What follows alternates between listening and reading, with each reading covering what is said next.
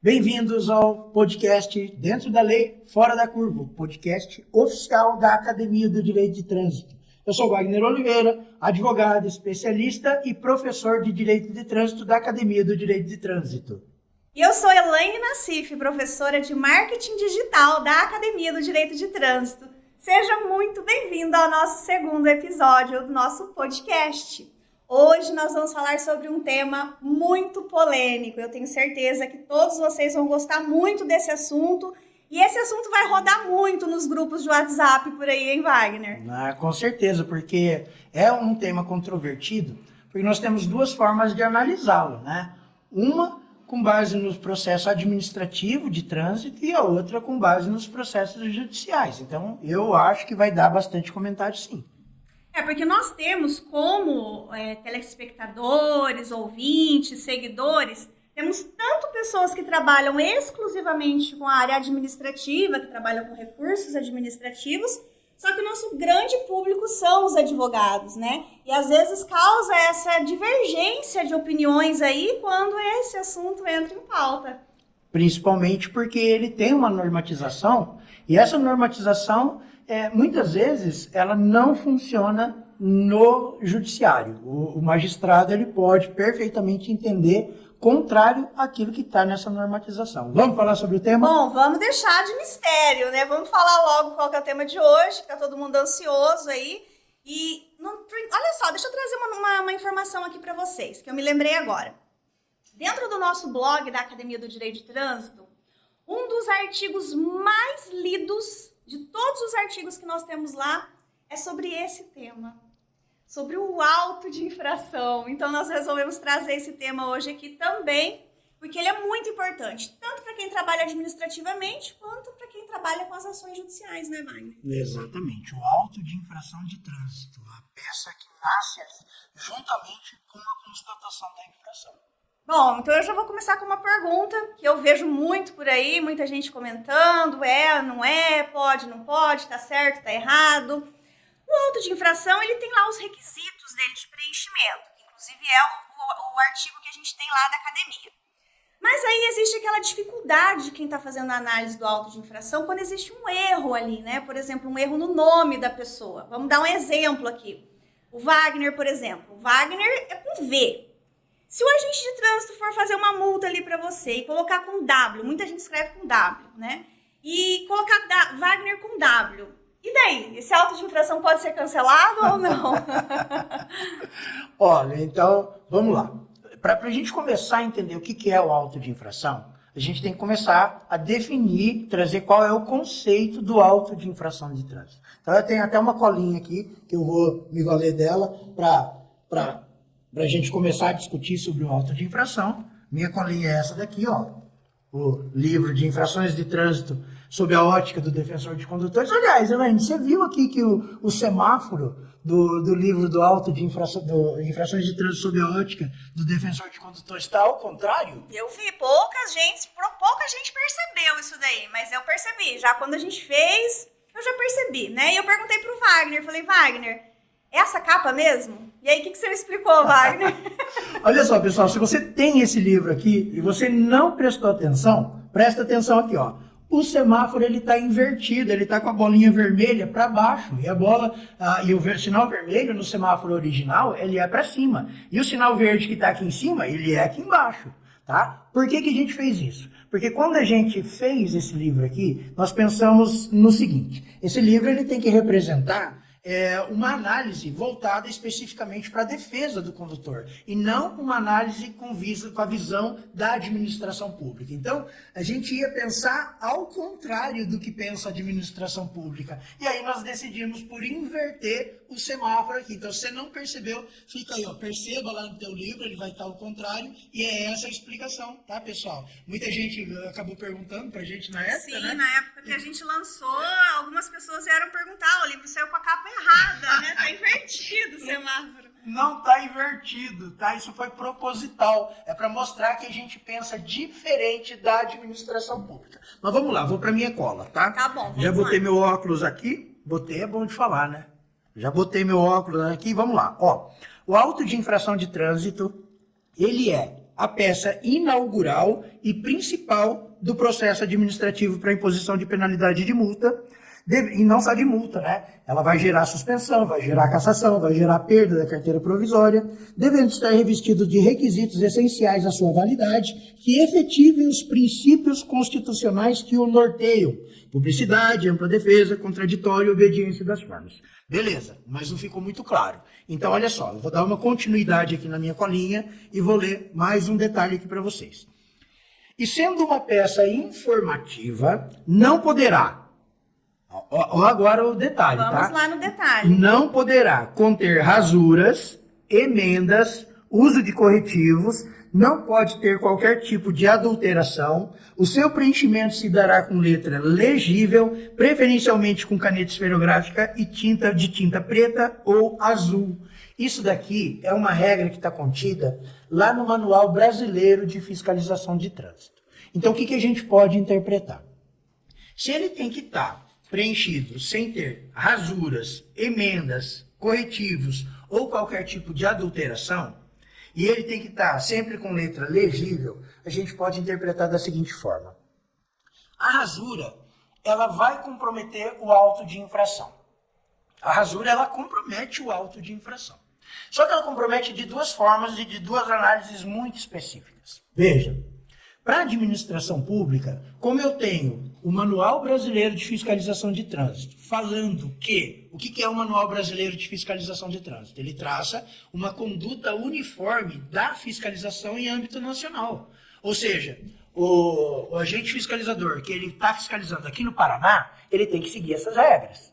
O agente fiscalizador que ele está lá em Belém do Pará, ele tem que seguir exatamente as mesmas regras. Então, como um princípio inerente ali à administração pública é o da legalidade, ou seja, ele tem que estar adstrito a esse princípio, ele não pode fugir desse princípio, ele não pode interpretar esse princípio, ele tem que fazer exatamente o que a lei está determinando.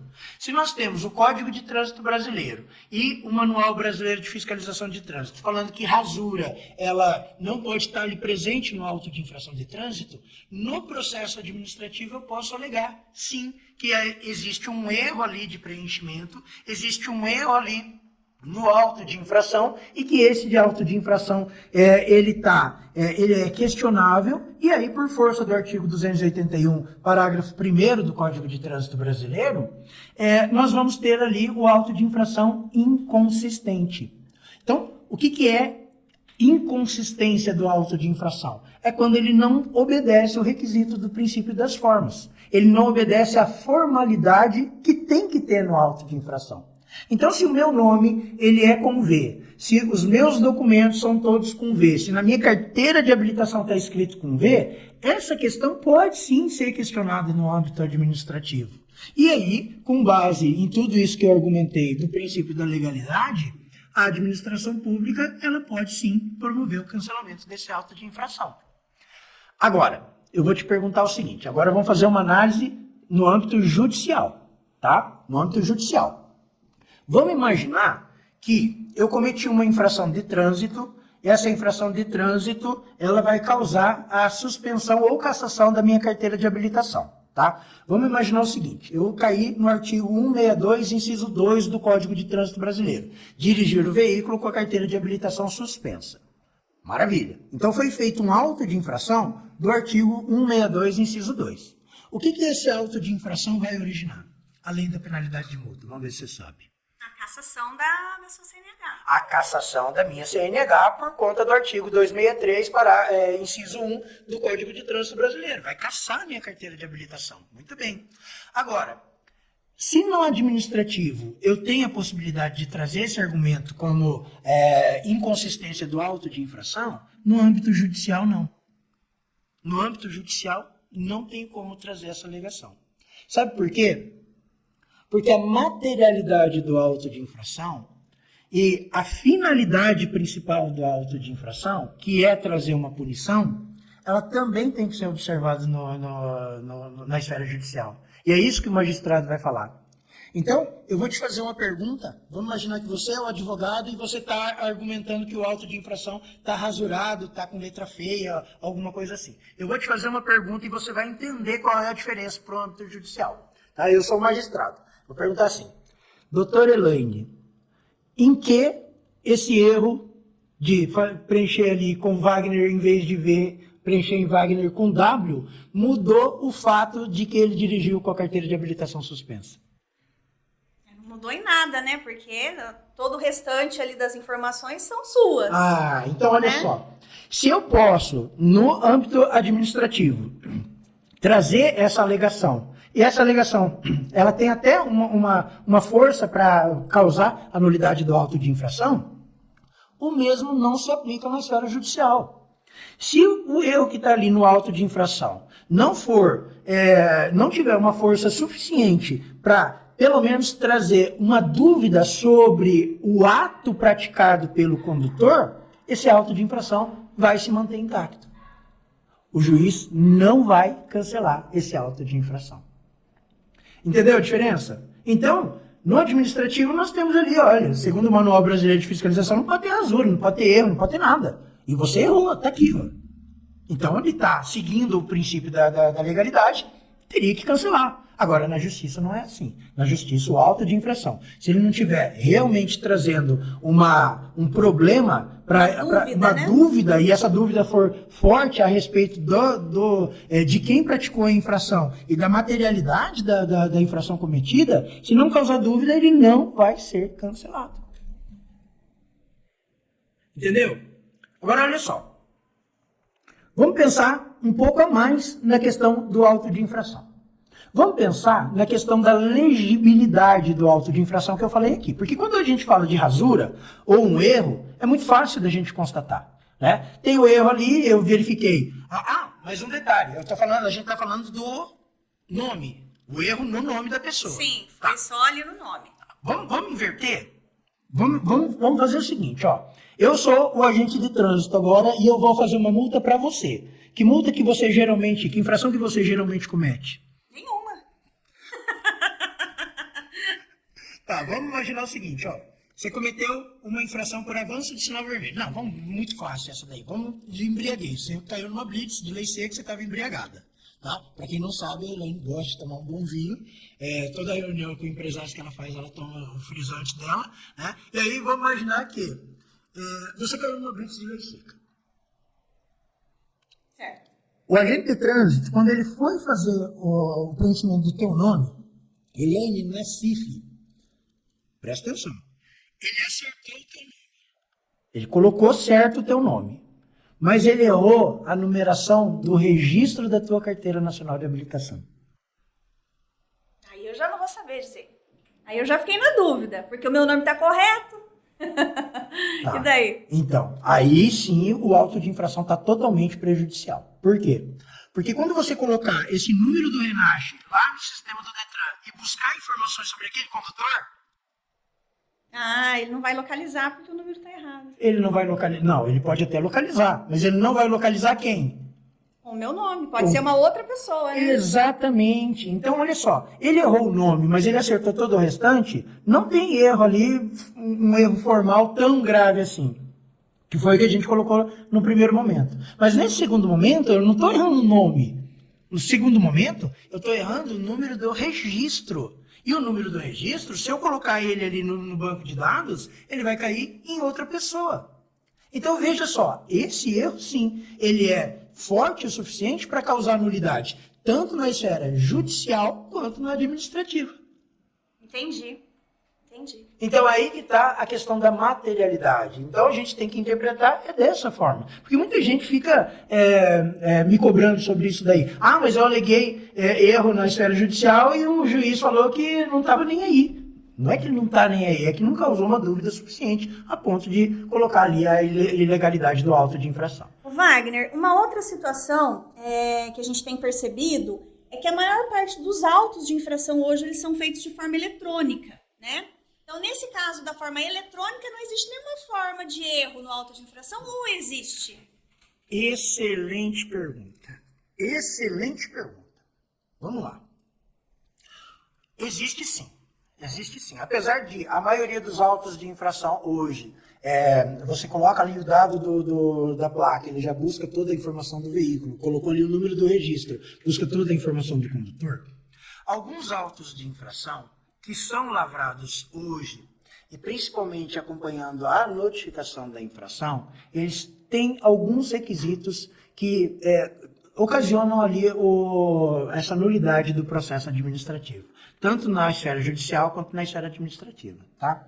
Eu vou citar um exemplo para você. A maioria das multas de balcão, sabe o que é uma multa de balcão? São multas onde elas acontecem independente da pessoa estar dirigindo ou não? Exatamente. Por exemplo, né? Eu vou transferir um carro e ele está com mais de 30 dias de vencido ali o recibo.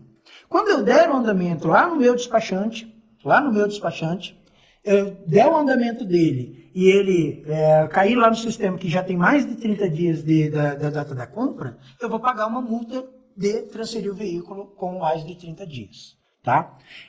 Essa multa é a chamada multa de balcão, porque ela independe da movimentação do veículo. Ela independe de eu estar dirigindo o meu veículo ou não. E eu não preciso sequer estar presente para a lavratura do auto de infração. E essa infração de trânsito, ela é anotada pela autoridade de trânsito, não pelo agente da autoridade de trânsito. É diretamente pela autoridade de trânsito. E a maioria dos órgãos de trânsito não fazem o auto de infração. Eles fazem diretamente a notificação da autuação.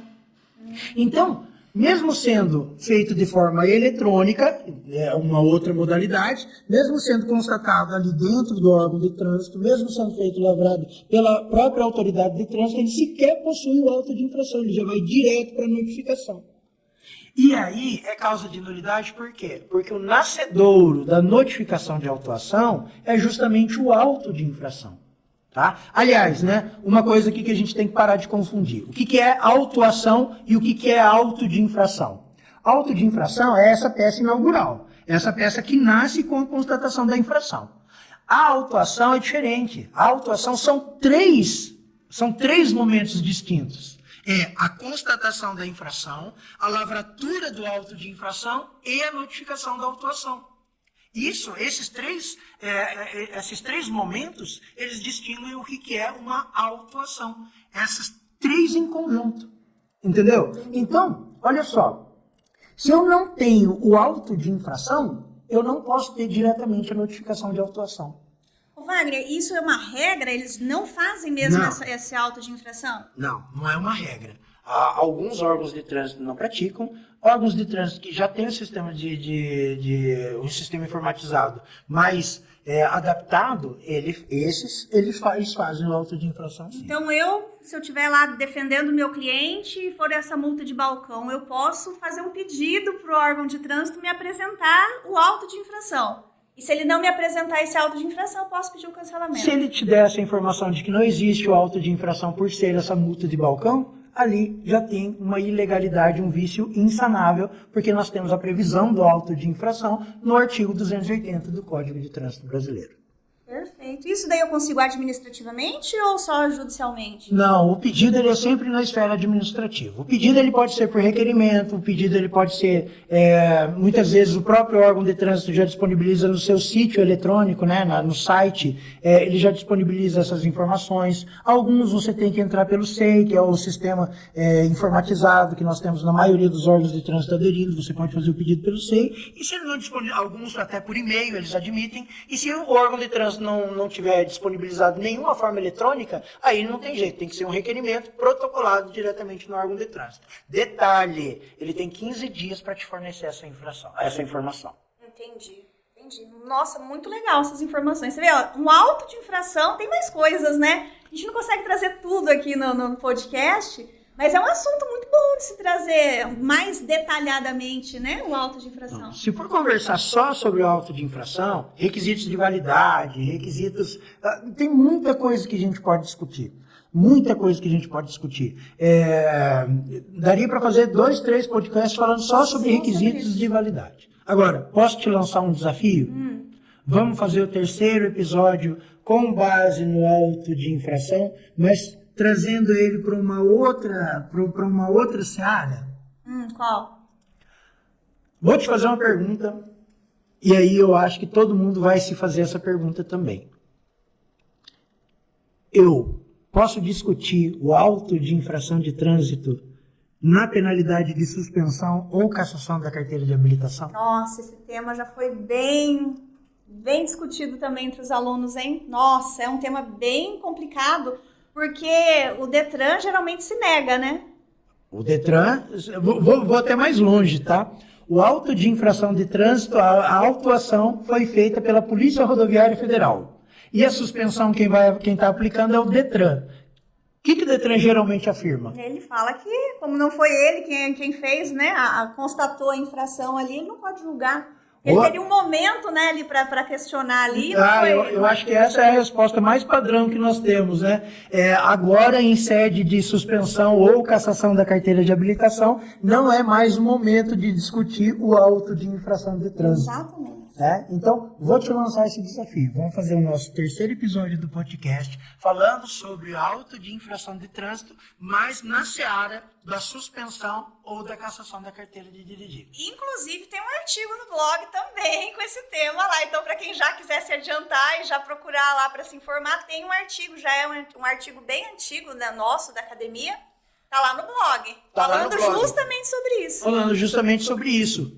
Aqui nesse livro, primeira edição, não tem. Não tem. Não tem. Mas Na segunda edição vai ter. Na segunda edição, revista, atualizada, ampliada, nós discutimos todo o processo administrativo de trânsito dentro desse livro. Não só das infrações de trânsito, mas também da suspensão, da cassação e da perda da carteira provisória. Segunda edição vem aí, hein, pessoal? Esperem que ela vai vir a toda. Estamos tentando diminuir a quantidade de páginas, né? Mas não tem jeito. Você viu para testar? Não. Não, ainda não. 678 páginas. Meu Deus do céu. Como que alguém escreve um tanto assim, meu Deus? Vamos encerrar por aqui? Bom, eu gostaria de agradecer primeiramente a presença de todos. Nosso primeiro episódio foi um sucesso, viu, Wagner? Estou recebendo várias mensagens, pessoal agradecendo. Inclusive, fiz um post lá no nosso Instagram. E os feedbacks estão sendo muito positivos. Então, o pessoal está assistindo o podcast e também está ouvindo o podcast na academia. Olha só que legal. Olha que maravilha. Então, para você que atua, né, com a defesa de condutores, coloca aí o podcast. Primeira coisa do seu dia, ouvir um podcast aí sobre direito de trânsito. Tenho certeza que você já vai animado aí para o seu escritório para começar a trabalhar. Muito legal. E aí, só para lembrar o pessoal, esse podcast ele vai estar disponível que dias da semana? Esse podcast, ele é disponibilizado todas terças e sextas-feiras, tá? Nós temos o podcast disponibilizado no Spotify, em vídeo e áudio, e nós também conseguimos colocar ele no nosso canal do YouTube. Então, se você também tiver interesse em assistir pelo YouTube, é só acessar lá também o nosso canal, e todos os podcasts nós vamos subir para lá também. Então, se ele não tem desculpa. Não tem desculpa. Se ele quiser apenas ouvir a minha voz sedosa, pelo podcast. Se ele quiser também ver a minha imagem maravilhosa, pelo YouTube. Pelo YouTube, tá? Da minha parte, não, pessoal, mas quiser ver essa coisa linda aqui, que é a Elaine, que está aqui na minha frente, acessem lá o canal do nosso YouTube. Vamos terminar por aqui? Vamos terminar mais um podcast, segundo episódio. Segundo episódio já. Então, muito obrigado, pessoal, por terem ouvido, por terem nos assistido. Muito obrigado pela presença de vocês e acompanhe aí os nossos próximos episódios. Próximo episódio, auto de infração. Pode ser analisado no processo de suspensão e cassação ou não. Esse vai ser o nosso próximo episódio. Até lá, pessoal! Tchau, pessoal. Até lá!